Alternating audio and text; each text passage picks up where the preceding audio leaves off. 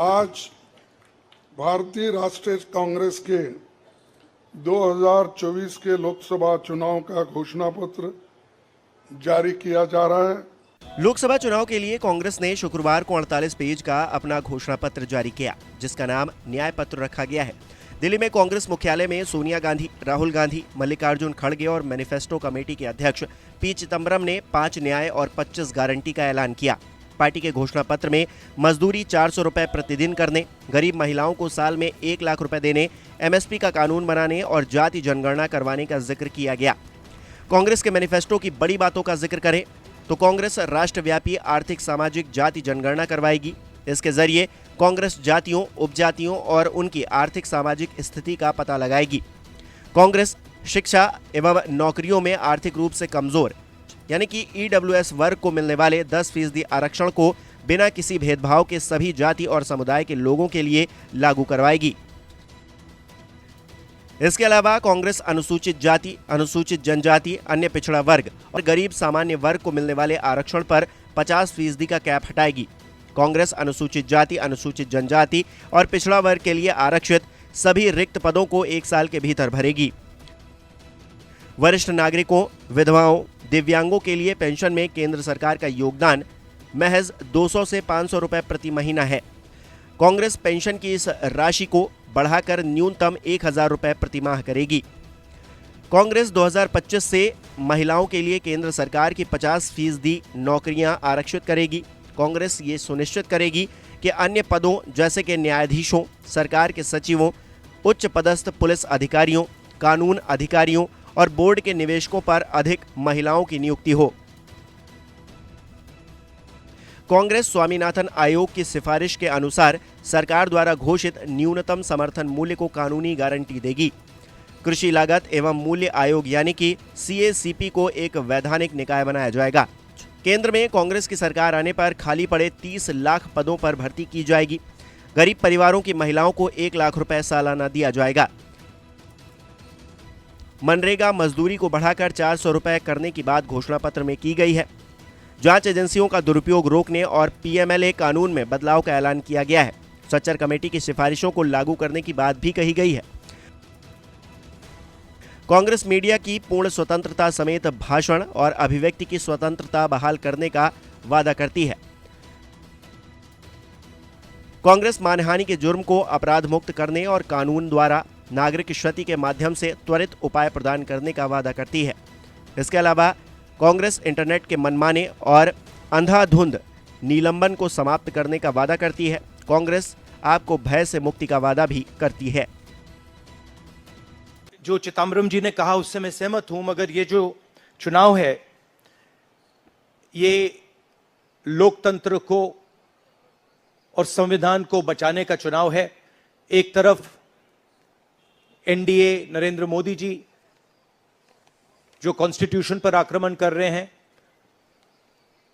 लोकतंत्र पर आक्रमण कर रहे हैं, इंस्टीट्यूशंस को कैप्चर कर रहे हैं, और दूसरी तरफ इंडिया अलायंस जो कॉन्स्टिट्यूशन की रक्षा करता है, लोकतंत्र की रक्षा करता है। तो ये चुनाव इन दोनों फोर्सेस के बीच में है।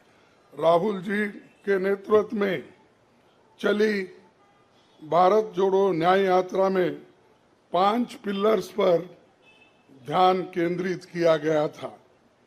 यात्रा के दौरान युवा न्याय, किसान न्याय, नारी न्याय, श्रमिक न्याय और हिस्सेदारी न्याय की घोषणा की गई थी। जहां कहीं भी हम गए इन न्याय की बात हमने करी थी और इसकी गारंटी भी हमने दी है। इन 5 पिलर्स में से 25 गारंटी निकलते हैं। हर 25 गारंटी ने किसी ना किसी को लाभ मिलने का इसके अंतर्गत यहाँ पर हमारे मैनिफेस्टो में भी है और इसके लिए जो हम पहले से ही करते हुए आए हैं वो भी हमने इसका उल्लेख किया है। मैं कुछ बातें आपके सामने रखना चाहता हूं, खासकर युवा न्याय के तहत हर शिक्षित युवा की पहली नौकरी अप्रेंटिसशिप के साथ पक्की हो जाए, ऐसी एक गारंटी हम दे रहे हैं। और उसके लिए हम 1,00,000 रुपए, उसके लिए हम एक अप्रेंटिसशिप कोर्स करने वालों को खर्च करेंगे। और इससे ये फायदा होगा, किसी ना किसी जगह उसको पक्की नौकरी मिलेगी, क्योंकि ये स्किल डेवलपमेंट के तहत और बहुत से इंडस्ट्रीज में इनको काम मिलेगा। नारी न्याय के तहत गरीब परिवार की महिला को सालाना 1,00,000 की मदद देंगे। गरीब परिवार की महिला को सालाना 1,00,000 की मदद देंगे। और किसान न्याय के तहत किसानों की कर्ज माफी और एमएस की कानून की गारंटी भी हम देंगे। और श्रमिक न्याय, इसके तहत मनरेगा में भी 400 रुपए, ये न्यूनतम कम से कम 400 रुपए मजदूरी दिया जाएगा। हिस्सेदारी न्याय में सामाजिक आर्थिक समानता के लिए हर व्यक्ति और हर वर्ग की गिनती या जातीय जनगणना होगी, जिससे सबको फायदा होगा। या किसी के फॉर में, किसी के अगेंस्ट में ये नहीं है कि हालात को समझने के लिए ये जातीय जनगणना करेंगे, जैसा कि SC ST की जातीय जनगणना होती है। और वैसा ही जो पिछड़े लोग हैं और भी ये अपर कास्ट में भी गरीब लोग हैं, सबकी हालत क्या है ये जानने के लिए हम जातीय जनगणना कराएंगे और इसका फायदा हर वर्ग को मिलेगा। हमारे घोषणा पत्र में संवैधानिक न्याय, कॉन्स्टिट्यूशनल जस्टिस खंड में लोकतंत्र बचाओ, भय से मुक्ति से लेकर मीडिया, न्यायपालिका आजादी, भ्रष्टाचार के खिलाफ मुहिम जैसे मुद्दे, कला संस्कृति जैसे विषय भी है। आर्थिक न्याय, इकोनॉमिक जस्टिस खंड में आर्थिक नीतियों, बेरोजगारी, टैक्सेशन और टैक्स रिफॉर्म्स, ये सारी चीजें उसमें हम लाएंगे। इंडस्ट्री और इंफ्रास्ट्रक्चर पर ठोस काम हम करेंगे। राज्य न्याय, जस्टिस फॉर द स्टेट्स में संघीय विकास, पूर्वोत्तर भारत पर रोशनी हम डाले हैं। और जहां कहीं भी फेडरल स्ट्रक्चर को धोखा होगा, हम उस वक्त अपनी आवाज उनके साथ भी उठाएंगे। और जब हमारी गवर्नमेंट आएगी तो उनको बराबरी का हिस्सा देंगे, और ताकि वो पैसे के लिए तरस न हो, चाहे वो ड्रॉट हो, फ्लड हो, डिसास्टर्स हो।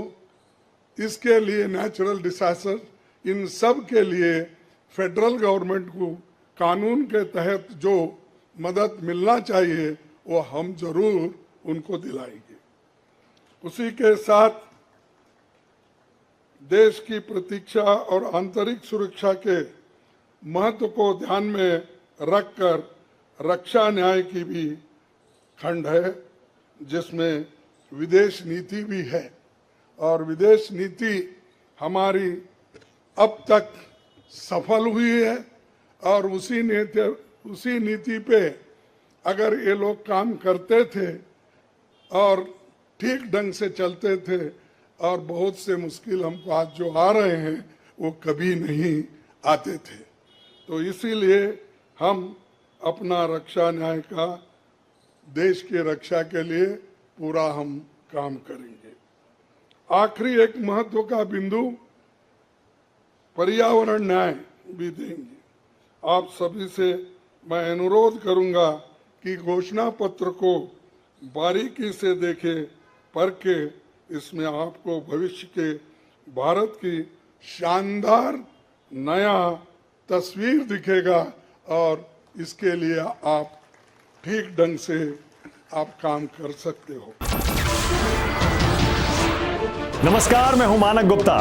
अगर आपको हमारा ये वीडियो पसंद आया हो तो इसे लाइक और शेयर जरूर करें और हां, हमें सब्सक्राइब और फॉलो करना ना भूलें ताकि आप देश और दुनिया की कोई खबर मिस ना करें। तो जुड़े रहिए हमारे साथ और देखते रहिए News 24।